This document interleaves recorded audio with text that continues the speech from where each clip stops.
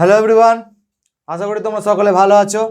আজকে ডাব্লিউবিসিএস পরীক্ষার জন্য বা পশ্চিমবঙ্গের আদার্স যে কোনো পরীক্ষার জন্য যেরকম তোমরা দেখতে পারো ক্লার্কশিপ আছে, মিসলেনিয়াস আছে, তারপর তোমার ফুড এসআই আছে।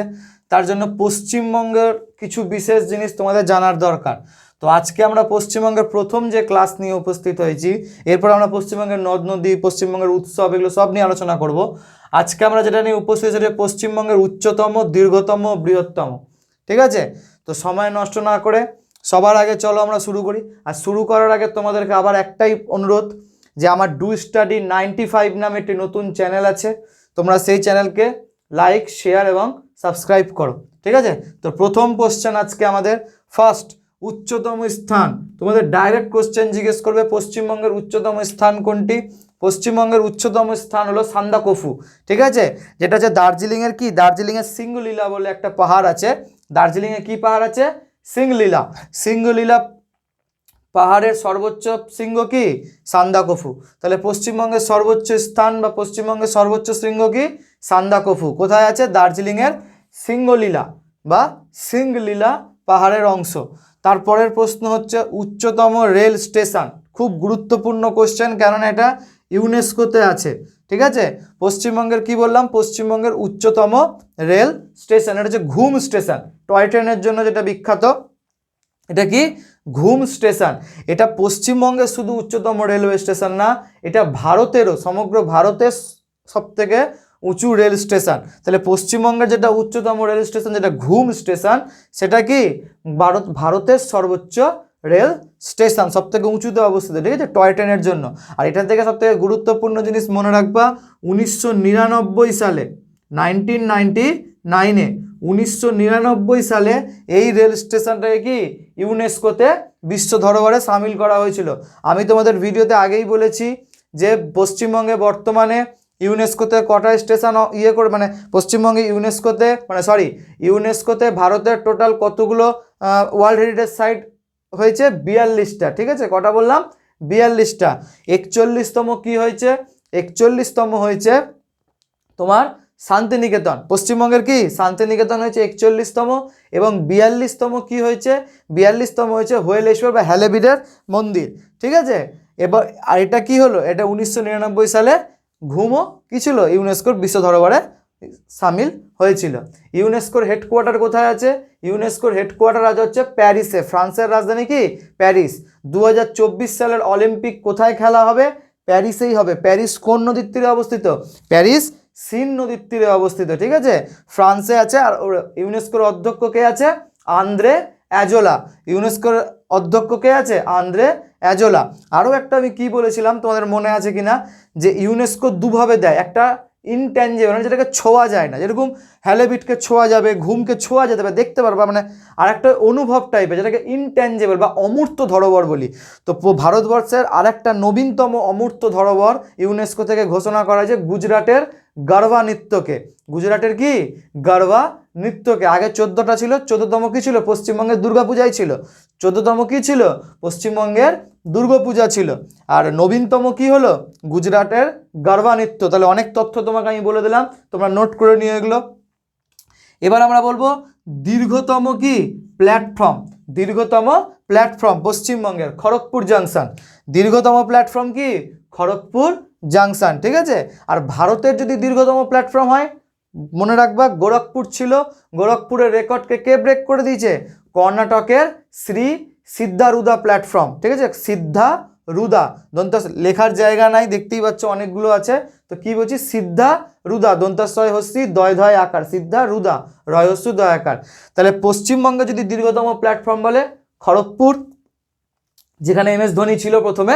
ঠিক আছে, আর যদি ভারতের দীর্ঘতম প্ল্যাটফর্ম বলে, তাহলে গোরখপুরের রেকর্ডকে ব্রেক করে কি হয়েছে? কর্ণাটকের সিদ্ধারুধা। কর্ণাটকের ভারতের সবথেকে দীর্ঘতম বললে কর্ণাটকের শ্রী সিদ্ধারুধা, এবং দ্বিতীয়তে আছে কি? গোরখপুর। হলো, এবার হচ্ছে পশ্চিমবঙ্গের উচ্চতম স্তম্ভ, খুব গুরুত্বপূর্ণ। পশ্চিমবঙ্গের উচ্চতম স্তম্ভ কি? উচ্চতম স্তম্ভ হচ্ছে পশ্চিমবঙ্গের শহীদ মিনার। কোথায় আছে এটা? তোমার উচ্চতম স্তম্ভ শহীদ মিনার কলকাতার ডাফরিন রোডে আছে। কলকাতার কোথায়? ডাফরিন রোডে আছে। উচ্চতম স্তম্ভ কি বললাম? শহীদ মিনার। তারপর হচ্ছে বৃহত্তম রেল স্টেশন, এটা খুবই সোজা, হাওড়া। পশ্চিমবঙ্গের বৃহত্তম রেল স্টেশন কি? হাওড়া। তারপর হচ্ছে উচ্চতম বিল্ডিং, খুব গুরুত্বপূর্ণ, উচ্চতম বিল্ডিং কি দা 42, কি বললাম দা 42, ঠিক আছে। পশ্চিমবঙ্গের উচ্চতম বিল্ডিং কি দা 42, ঠিক আছে। উচ্চতম সেতু, উচ্চতম কি যদি বলে তোমাকে উচ্চতম সেতু মানে এটা উচ্চতম সড়ক সেতু আছে, এটা কি সরি উচ্চতম সেতু এটা হাওড়া ব্রিজ হবে।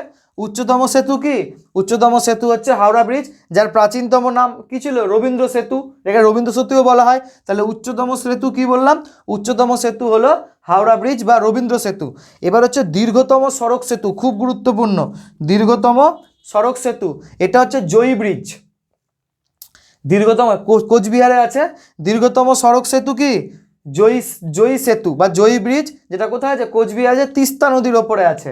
কোন নদীর ওপরে আছে, তিস্তা নদীর ওপরে। এবার আমরা এদিকে দেখছি বৃহত্তম সড়ক সেতু, আগেরটাতে আমি কি বললাম দীর্ঘতম সড়ক সেতু, এটা কি হবে দীর্ঘতম জয়ী সেতু বলে দিলাম আমি, যেটা কোচবিহারে আছে কোন নদীর ওপর, তিস্তা নদীর ওপর। আর এটা কি বললাম বৃহত্তম সড়ক সেতু, এটা আমি কি বলছি বৃহত্তম সড়ক সেতু, এটা দীর্ঘতম এটা বৃহত্তম।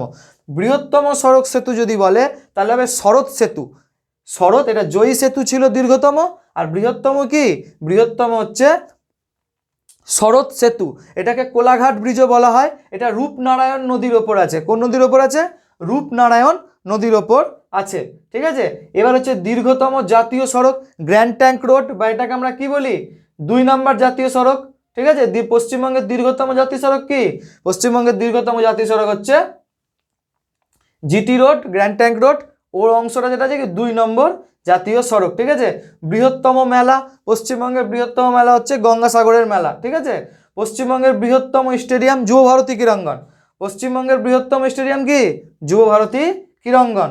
উচ্চতম স্মৃতিসৌধ, উচ্চতম স্মৃতিসৌধ মানে কারো স্মৃতিতে তৈরি করা আছে উচ্চতম, সব থেকে উঁচু ভিক্টোরিয়া মেমোরিয়াল, উচ্চতম স্মৃতিসৌধ কি ভিক্টোরিয়া মেমোরিয়াল।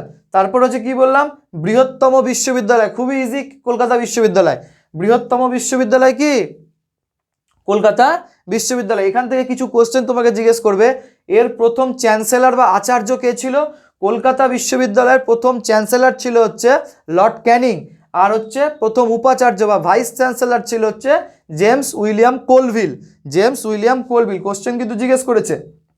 তাহলে আমি কি বললাম বৃহত্তম বিশ্ববিদ্যালয় হচ্ছে ক্যালকাটা ইউনিভার্সিটি। ক্যালকাটা ইউনিভার্সিটি যদি প্রথম চ্যান্সেলর বলে বা কোন গভর্নর জেনারেলের সময় তৈরি হয়েছিল, তো লর্ড ক্যানিংয়ের সময় তৈরি হয়েছিল, ঠিক আছে। আমি উডেড ডেসপ্যাচ যদি তোমরা পড়ে থাকো তোমাদের মনে আছে উডেড ডেসপ্যাচ, যেটা 1854 সালে এসেছিল। উডেড ডেসপ্যাচকেই ফলো করে কি হয়েছিল, উডেড ডেসপ্যাচে কি বলা হয়েছিল যে লন্ডন বিশ্ববিদ্যালয়কে ফলো করে 3টা প্রেসিডেন্সিতে 3টা বিশ্ববিদ্যালয় তৈরি হবে, কলকাতা বিশ্ববিদ্যালয়, বোম্বাই বিশ্ববিদ্যালয় আর মাদ্রাজ বিশ্ববিদ্যালয়। তো উডেড ডেসপ্যাচকে ফলো করে লন্ডন বিশ্ববিদ্যালয় জিজ্ঞেস করে কলকাতা বিশ্ববিদ্যালয় বা 3টা প্রেসিডেন্সিতে 3টা বিশ্ববিদ্যালয় কাকে ফলো করে এসেছিল, উডেড ডেসপ্যাচ, যেটা 1854 সালে। উড কে ছিল বোর্ড অফ কন্ট্রোলের সভাপতি ছিল, ঠিক আছে। আর বোর্ড অফ কন্ট্রোলের নির্মাণ কার মাধ্যমে হয়েছিল, মনে রাখবা 1784 সালের পিটস ইন্ডিয়া অ্যাক্টের মাধ্যমে। সব নোট করে নিও, আমি যেগুলো এক্সট্রা বলছি এগুলি তোমাকে বাঁচাবে। পিটস ইন্ডিয়া অ্যাক্ট 1784 মাধ্যমে বোর্ড অফ কন্ট্রোলের নির্মাণ হয়েছিল। আর ওরই সভাপতি কে ছিল, স্যার চার্লস উড, যার ইয়েতে উডেড ডেসপ্যাচ আসে, ঠিক আছে। তো ক্যালকাটা বিশ্ববিদ্যালয়, কলকাতা বিশ্ববিদ্যালয়ের প্রথম চ্যান্সেলর বা আচার্য কে ছিল, লর্ড ক্যানিং। আর যদি বলে উপাচার্য কে ছিল, তো উপাচার্য ছিল হচ্ছে জেমস উইলিয়াম কোলভিল। এবার কি বলছি বৃহত্তম বিমানবন্দর, এটা হচ্ছে নেতাজি সুভাষ বিমানবন্দর। বৃহত্তম বিমানবন্দর কি বললাম, নেতাজি সুভাষ বিমানবন্দর। বৃহত্তম গ্রন্থাগার, বৃহত্তম গ্রন্থাগার হচ্ছে ন্যাশনাল লাইব্রেরি, যেটা আলিপুরে আছে। বৃহত্তম গ্রন্থাগার হচ্ছে ন্যাশনাল লাইব্রেরি। আর লাস্ট কি আছে বৃহত্তম রেল সেতু, বৃহত্তম কি রেল সেতু ফারাক্কা ব্রিজ। বৃহত্তম রেল সেতু কি ফারাক্কা ব্রিজ, যেটা মালদা আর কাকে যুক্ত করে, যেটা মালদা আর মুর্শিদাবাদকে যুক্ত করে। তো আজকের মতো এতটুকুটাই, আশা করি তোমাদের ভিডিওটা ভালো লেগেছে। তোমরা এটাকে 2-3 বার দেখে নোট করে নিও, কারণ এগুলো কোশ্চেন বারবার জিজ্ঞেস করে। আজকের মতো এতটুকুটাই, থ্যাংক ইউ।